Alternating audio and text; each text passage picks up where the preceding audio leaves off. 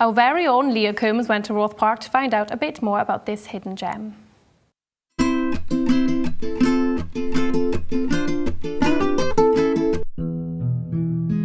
I'm here at Roath Lake, which opened in 1894 in the Victorian period. It's maintained its Victorian image with features such as the lighthouse, which is located in the middle of Roath Park. This location is perfect for art students, maybe photographers who wish to capture one of Cardiff's most iconic images. But don't be put off by the family and dog-taking atmosphere. Everybody's welcome. If you're not an art student though and you fancy coming to Roath Park Lake, there's other things you can be doing, like going on one of the boats. There's a choice between either pedal boats or rowing boats, so take your pick and have a cheeky trip across the lake.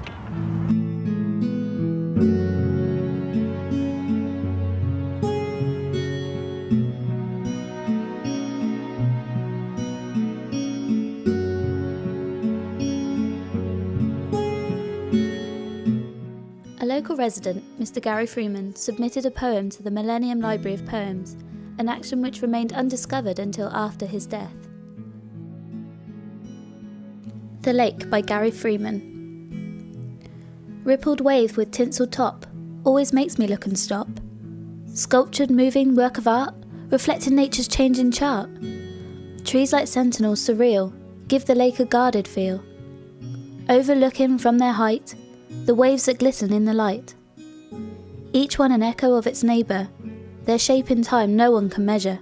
I could be doing anything from tweeting and Facebooking on a daily basis to writing press releases about stories about our shops, about our community fundraisers, or about corporate events that we're putting on.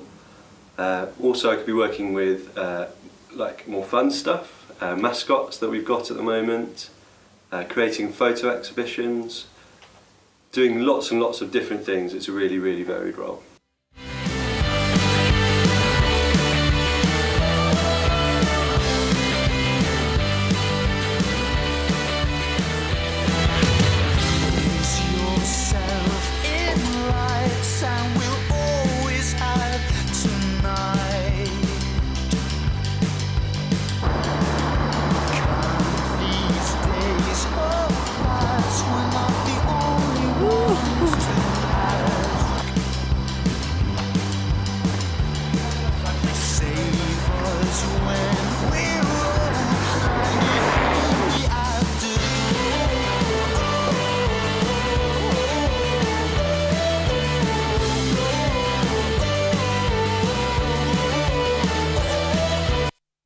Thanks for that, Will. Tenebus is such an important local charity, and if you'd like to make a donation, please do so by visiting our Just Giving page or texting EXTN92 and the amount you wish to donate to.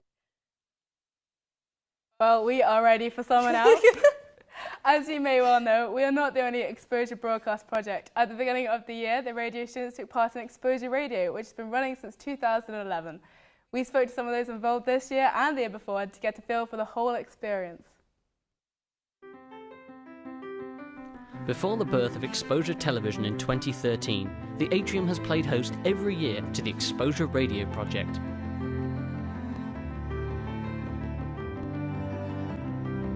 Third year and master's students, with the help of some second years from radio, journalism, performance and media degrees, produce and present an impressive 7 hours of radio every day for 3 weeks.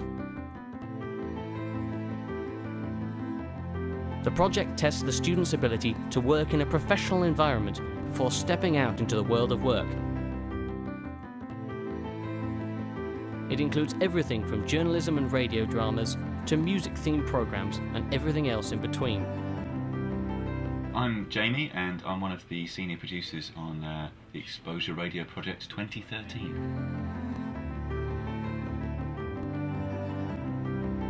Our charity that we focused on over the 3 weeks we've been doing this project is Tenebus, who are a cancer treatment charity and a charity for people and families who've been affected by cancer.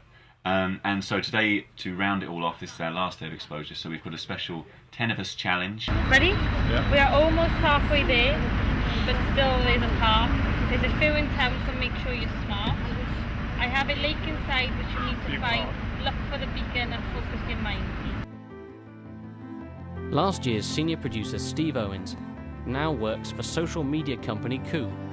He spoke to us about the pressures of working on exposure radio.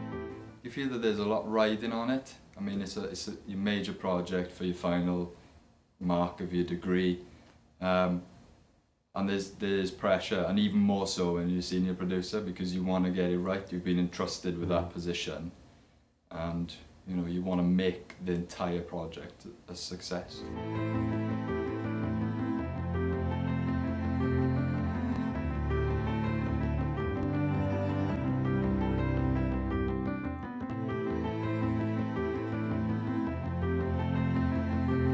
Exposure radio has generated a high level of awareness within the industry and has been commended in academic circles.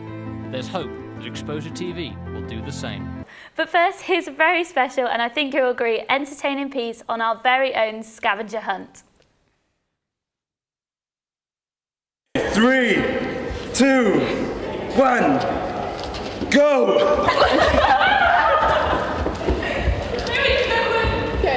Going to T-Pont, I believe, because they got 13 floors, they got vending machines, so let's go. Yeah, let's go. Can't get in. Can't get in. Call him back up. Okay, it's fine, we're in. There's a vending machine on the 5th floor. One of us could go there, one of us could go to the 13th floor. We should split.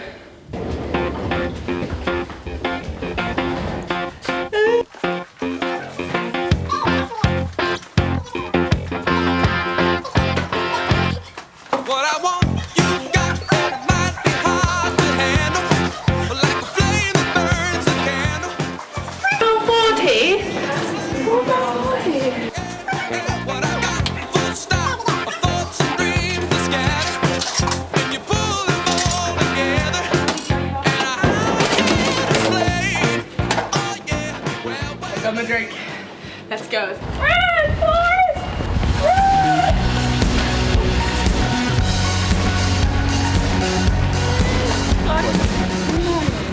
Yeah, of course I will. Oh, thank you. Thanks so much. Alright. Looking forward to the wedding.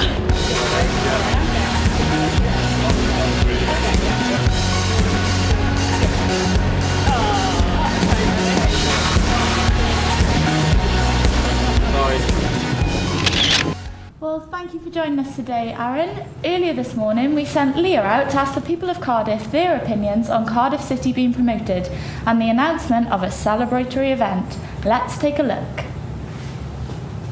With the promotion of Cardiff City last week and the announcement this morning in the news about the open-top tour bus that's going to be there to celebrate the win, we asked the people of Cardiff what they thought. I mean, yeah, they got promoted to the Premier League, but no, they do stand a chance of staying up though in the next coming season. It's obviously good for the area and stuff, so yes, it's good for the city. And we have a lot of big teams coming down. Well, I'm not a football supporter, no, not really. So, but if they go up, all well and good. It's only good things to come to them then, I think. You know. Oh, I think it's brilliant. I don't live in Cardiff anymore, but I am born and brought up in Cardiff. I think it's absolutely fantastic. I'm not a football fan either, I'm a rugby fan, but I think that they're doing really well. The whole of the city, jubilant. I think it's fantastic, to be honest with you. The history of the club will be enhanced by being up there. The city will be much better off by being in the Premiership. It's great for the city. I think it's very good, and I think it'll be very good for the economy in Cardiff. I don't think it'll be going to the open tour bus, but I think it'll be good for the city. All Premier League interest, and I think all the things that brings with it. And I just think it'll be good for business as well, with all people coming into town for match days, and hopefully we'll see an upsurge in Cardiff. As you can imagine, the past couple of weeks in preparation for Exposure TV had us working our little socks off. But not even we can be perfect all the time. Hard to believe, I know. Over the weeks, we've picked up some brilliant outtakes, and we've put them all together for you lovely viewers to have a good laugh at. Enjoy us getting it wrong, like I just did. Here we go. Funny thing that's ever happened to us, but guess what? We're stuck in a lift for the second time this month. Here is Emma. Here's my lecturer Julie. There she is. And there's Sophie Ward on the floor down there. Can you see her? Yeah. Stuck in a lift, yet again. Oh, After being in uni all day on a Sunday, couldn't get much worse. Goodbye. Hello. Film behind me, walking around. Okay. Oh my God, we have to leave. We have to leave. We have to leave. Swift walk. 5% of the players we got in here will never play for Swansea City. But it's it's important for them to have some sort of objective. The number is 7,700. That's it. Just 7,700. 770. Hello, I'm Lloyd. And I'm Alex. And we are part of the Hello. I'm here at Roath Lake, which opened in 1894 in the Victorian which opened in 1894 in the Victorian period. It still maintains that Victorian image. I'm really bad when I know what I want to say.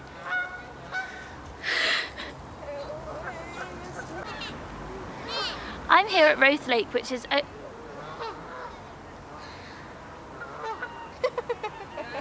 Cardiff City promoted last week.